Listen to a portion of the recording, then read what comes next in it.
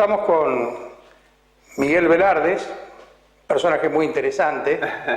Hemos podido conversar antes de esta entrevista, por eso puedo afirmarlo, que es el director de Nuevas Formas de Trabajo del Ministerio de Trabajo de la Nación y está encargado de una cantidad de innovaciones que nos va a contar ahora en algunos minutos respecto de la nueva operatividad del Ministerio de Trabajo de la Nación, sobre todo a partir de la construcción de grandes bancos de información, de grandes bases, que son las que proveen información al día respecto de todo el movimiento del mundo del trabajo y que sirve también para ayudar a aquellos que buscan trabajo, para que quienes lo pierden puedan ver a dónde se pueden transferir, etc. Pero eso lo va a explicar él. Yo empezaría, Miguel, por el gran tema que, digamos, conmueve al mundo del trabajo en este momento, no solamente en la Argentina, en todo el mundo, que es el del trabajo del futuro, digamos, en la aparición de una robótica en crecimiento, de algoritmos que permiten que la inteligencia artificial se alimente a sí misma y vaya autogenerando respuestas cada vez más complejas, todo lo cual ha redundado en un aumento muy importante de la productividad de la producción, pero que crea enormes interrogantes en el escenario del trabajo, porque la gente se pregunta, bueno, si las máquinas nos van a reemplazar, ¿qué vamos a hacer nosotros? Esta sería la pregunta de arranque. Bien, bueno, muchas gracias, Gustavo. Y bien, me parece bien, la pregunta es súper pertinente y es verdad, la gente a veces escucha, hay artículos periodísticos y charlas que uno puede ver por YouTube en donde hay gente que piensa que con los cambios tecnológicos y la mayor automatización va a haber pérdida de empleo. Y si uno se pone a ver un poco el sistema, en realidad en general uno tiende a hacer un pronóstico en base a lo que conoce, sin tener en cuenta cuál va a ser el efecto multiplicador, quizás en muchos casos, de las nuevas tecnologías. Básicamente, nosotros podemos decir, hace 20 años había un montón de ocupaciones que no existían y que hoy generan un montón de empleo. Si nos preguntaban hace 20 años cuáles iban a ser esas ocupaciones, no teníamos idea, porque no existían. Sin embargo, hay un montón de gente empleada, con lo cual cualquier vaticinio, cualquier pronóstico que se haga con respecto al fin del trabajo, el fin del empleo, es un poco sostenible, digamos. No se puede sostener con datos, es imposible de saber. Lo que sí podemos ver es para atrás, qué pasa en la historia. Y en la historia es que cada vez hay más empleo a partir de nuevas tecnologías. Y lo que tienen es que esos empleos son distintos. ¿Por qué? Porque las nuevas tecnologías van creando nuevas actividades y nuevas formas de trabajar también.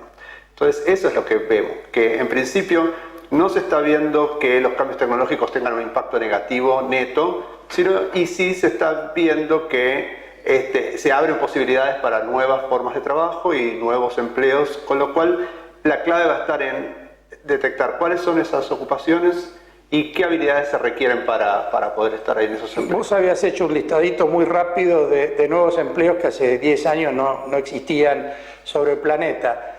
¿Por qué no mencionás algunos como para que la gente tenga si nosotros vamos una idea? Si nosotros nos vamos al 2000, el ejercicio se puede decir, bueno, en el año 2000, ¿no? Especialmente si uno lo enfoca para los chicos que ahora tienen que decidir una carrera, por ejemplo, tienen 19 años. Entonces yo les digo a ellos, veamos cuando ustedes nacían, si había o no había ciertas ocupaciones. Entonces les pongo en la lista, así podemos hacer una lista tremenda, pero es una lista en donde dice desarrollador de aplicaciones para celular. ¿Sí? No había en el 2000. ¿Por qué? Porque no había celulares inteligentes, ¿sí? O los chicos que son los que manejan las cuentas de las redes sociales, ¿no? Los community managers. No había en el año 2000. ¿Por qué? Porque primero no existían las redes sociales. Primero y principal, la primera fue Facebook, después se hizo en el 2004. Con lo cual hay un montón de ocupaciones que en el año 2000 prácticamente no existían. Vos decías que cada ola de cambio ha incluido más que excluido gente, y Tenés razón si uno piensa, por ejemplo, en la revolución industrial. La revolución industrial que generó un enorme proceso de urbanización de sectores campesinos y demás, incorporó a las fábricas miles y miles de obreros. Y nosotros todavía en la Argentina somos herederos un poco de ese esquema. ¿Qué pasa con las actividades del futuro? Porque ese esquema además se creó un sistema educativo a medida. La escuela era la antesala de la fábrica, los chicos por eso tenían que entrar a determinado horario, todo estaba regimentado en función de la futura actividad como trabajador de una fábrica. Horarios que cumplir, ciclos que cumplir, recreos para tomarse un refrigerio, etcétera, etcétera. Y todo eso hoy, con la robotización de los sistemas de producción, de las líneas de producción, con el trabajo casero que se puede hacer, porque lo permite las plataformas de internet, etcétera, etcétera, ¿hacia dónde va derivando este nuevo empleo? Ese famoso ejército laboral que caracterizó al siglo XX, ¿qué está pasando con eso? Bien, están pasando muchas cosas, ¿sí? Entonces, estamos frente a una cantidad de cambios bastante grandes. Y hay muchos cambios que se dan en la forma de organizar el trabajo, ¿sí? Si bien, como vos decís, antes lo clásico era las personas saliendo, bajando del medio de transporte público y yendo hacia la fábrica, la industria o la oficina, ¿sí? Y a la tarde volviendo y yéndose a su casa, y en el medio hubo 8 horas en donde salieron a comer algo quizás. Bien, eso ya se desdibuja completamente. ¿Por qué? Primero, los jóvenes y los no tan jóvenes quieren más flexibilidad para trabajar. No importa dónde se trabaja, lo importante es el resultado, que es el trabajo, ¿sí? Yo hago un producto o servicio, pero no importa si estoy haciendo el trabajo en la oficina, en un bar, en la plaza, etc. Y eso viene mucho de la mano de la digitalización, ¿sí? Hoy, a través de comunicaciones, ¿sí? A través de la red, uno puede tranquilamente estar trabajando en cualquier sitio, en cualquier horario. Y eso crea un problema para las instituciones o las empresas que son como más rígidas, en donde para el formato clásico. Algún conflicto, exactamente. Dice, pero entonces, ¿cómo controlo que esté 8 horas trabajando? No. El concepto no es pagarle a alguien por horas presenciales. Pero por lo que produce. Es por producto o servicio, por el trabajo realizado. Entonces, se desdibuja todo. Ya ni siquiera se desdibujan las centralidades. No es necesario un distrito financiero, un lugar a donde la gente va. Uno hace las transacciones desde donde quiere. No es necesario ir a la oficina para hacer el plano o el diseño de algo. Lo hace desde su casa. Y no es necesario hacerlo entre las 8 y el horario de trabajo habitual. Sí hay que respetar, obviamente, las horas de trabajo con sus límites por un tema de salud y seguridad, absolutamente. ¿Sí? Eso tiene que estar bien claro. Ahora, la gente dice, a mí me gustaría poder asistir al acto escolar de mi hijo y el trabajo lo hago después. Lo hago más a la tarde, lo hago más a la noche. Si total, la fecha límite para entregarlo es mañana. Entonces, esa organización crea algunas tensiones. Algunas tensiones que, desde el punto de vista de un Ministerio de Producción y Trabajo, lo que tenemos que hacer es alertas para que se cumpla con la ley de contrato de trabajo. Es decir, que se mantenga un horario con un máximo que dice la ley, que se mantengan los periodos de descanso, que se trate de minimizar la rotación de los horarios, porque en materia de salud y seguridad la rotación de horarios tiene sus efectos negativos, con lo cual por un lado está lo que dice la ley y por otro lado está lo que quieren los jóvenes especialmente. ¿Sí? ¿Qué es lo que está pasando en la cabeza de los jóvenes? Porque vos ayer conversando decías que conciben el trabajo de otra manera, que quieren vivir hoy cosas, quizás porque tienen alguna duda respecto de lo que el futuro les puede deparar. ¿Qué está pasando con la cabeza de los millennials? Entendiendo por millennials que nacieron entre 1980 y 2000, y ni hablar de los que nacieron en el siglo XXI, que todavía dan otra vuelta de tuerca respecto de los anteriores. Tal cual. Bien, lo que tenemos es que, por lo menos lo que cuentan las empresas, la gente de recursos humanos y lo que vemos nosotros dialogando, es que tenés varias cosas. Primero, y creo que esto lo vamos a charlar un poquito después, es cuál es la capacitación, cómo vienen preparados los jóvenes para un puesto de trabajo. Y segundo, que es lo que quiero hablar ahora, que es el choque que hay entre la forma de pensar de un joven, supongamos que está capacitado y tiene las habilidades que necesita una empresa para un puesto de trabajo. El pibe o la piba, vamos a decirles, los jóvenes, vienen con una mentalidad de no voy a estar acá 8 horas todo el día. ¿Qué es eso? ¿Sentado frente a una computadora? Ahí con toda esta gente alrededor y qué sé yo. Todos los días a la misma hora. Y más cuestiones, tipo, entró a trabajar, suponete que ahí negocia la empresa, dice, bueno, 2 días a la semana puedes trabajar desde tu casa, ¿sí? Los jóvenes perciben este cambio en que el trabajo, si el trabajo, no les entra a la cabeza, si el trabajo lo hago con una computadora, ¿para qué tengo que venir acá? Claro. ¿Sí? Esa es una. El lugar físico pierde significación. Totalmente, dice, si yo prefiero estar en un bar, que encima, de paso, puedo charlar con alguien y hasta, no sé, puedo entablar una relación con alguien. ¿Por qué no me decís cuáles serían las condiciones que todo joven debe tener para poder incorporarse a un mercado de este tipo? Porque no es que viajar le gusta a todo el mundo, pero el tema es que algunos, si se hace el viaje, después no ingresa más a ningún empleo.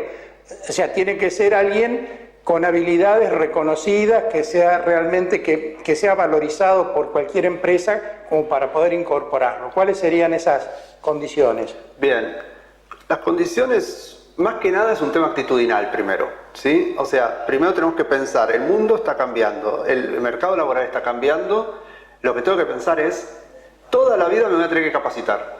Eso primero. Y una recomendación que les digo a todos los jóvenes es que nosotros tenemos en el mercado laboral muchos cambios tecnológicos. Todo lo que sea repetitivo, todas las actividades repetitivas, no importa si son repetitivas mentales, o sea, cognitivas o repetitivas manuales, es fácilmente automatizable. Entonces, ¿qué nos queda como oportunidad y qué nos queda como específico de los seres humanos que está siendo muy difícil de reemplazar por algoritmos o por robotización? Por un lado, todo lo que sea conocimiento muy duro, matemática, lógica, física, investigación, todo lo que tenga que ver con conocimiento lógico, matemático, pensamiento más crítico, y por el otro lado, todo lo que tenga que ver con relaciones interpersonales, cuidado de gente, etc. Son las dos puntas, ¿sí? Las que nos van a definir cuáles son las habilidades que se necesitan. Se necesita un pensamiento muy crítico, muy investigativo, para tener ideas complejas. Y por el otro lado, todo lo que tenga que ver con el cuidado de la gente y las relaciones interpersonales, todo lo que tenga que ver con manejar, gestionar los recursos humanos, el universo afectivo, digamos. Liderar, tener afectos, brindar, contener, tener empatía. Ahora, si tenemos que ver una recomendación para los chicos, bien, por un lado, desarrollar estas habilidades, y por el otro lado, yo siempre les digo que de base tendrían que manejar al menos 3 lenguajes. Uno es el lenguaje materno, ¿sí? En este caso nuestro español, castellano, pero bien manejado. Que podamos entender qué es lo que leemos y que podamos comunicar de manera efectiva. Que manejemos un idioma, al estar todos conectados y globalizados, un idioma que se entienda con todos. Podría ser chino, pero yo creo que inglés es más fácil, ¿sí? Entonces, español, bien. Inglés para poder tener oportunidades laborales en otros mercados, no necesariamente el del barrio, ni el de la ciudad, ni el de la provincia, ni el del país, sino más abierto al mundo. Y el tercer lenguaje, algún lenguaje de programación, cualquiera. R, Python, Java, cualquiera, Perl, el que quieras. ¿Y por qué eso? Porque no importa el lenguaje de programación per se, lo que importa es tener una estructura lógico-matemática que te da la base para hacer frente y resolver problemas a lo largo de tu vida, ¿sí? De una manera más analítica. Yo creo que esas 3, lenguaje materno, que te da habilidades interpersonales, ¿sí? Una de las puntas, lenguaje universal, ¿sí? Global, para estar conectado con todos, te abre el mercado laboral, y el lenguaje de programación que te da más que nada esta punta de conocimientos más analíticos, duros, complejos. Entonces, ahí estás barriendo un poco lo que necesitarías como para, de ahí en más, ver qué es lo que te gusta. Porque si tenés esos 3 lenguajes, tenés capacidad de decisión. Decime, de acuerdo a la información que tiene el Ministerio de Trabajo de la Nación, ¿en qué situación promedio está la Argentina respecto de estas 3 condiciones, diría casi ideales, para poder ser una persona con horizontes de trabajo ampliados al planeta, digamos? Bien. A ver. Primero, con respecto a el manejo lógico-matemático, ¿sí? Podríamos guiarnos por las pruebas a aprender, ¿sí? En donde vemos que en el último año hubo un incremento. Vamos a ver las 3 cosas. El lenguaje materno, hubo un aumento en los niveles de lectoescritura, con lo cual el lenguaje materno parece que vamos creciendo, digamos, en el conocimiento de los chicos. En la parte de matemática seguimos bastante bajos, ¿sí? Y en general, yo lo que te puedo decir es lo que vamos manejando. Si bien en habilidades digitales Argentina está bastante bien con respecto a otros países latinoamericanos, por ejemplo, lejos estamos de que todos los chicos sepan programar en algún lenguaje, lejos. Si bien ahora el esfuerzo del gobierno nacional es implementar robótica y programación en todas las escuelas, ¿sí? Que eso va a ser espectacular. ¿Por qué? Porque vamos a tener uno de los 3 lenguajes. Estamos lejos todavía, muy lejos. Hay mucho por hacer.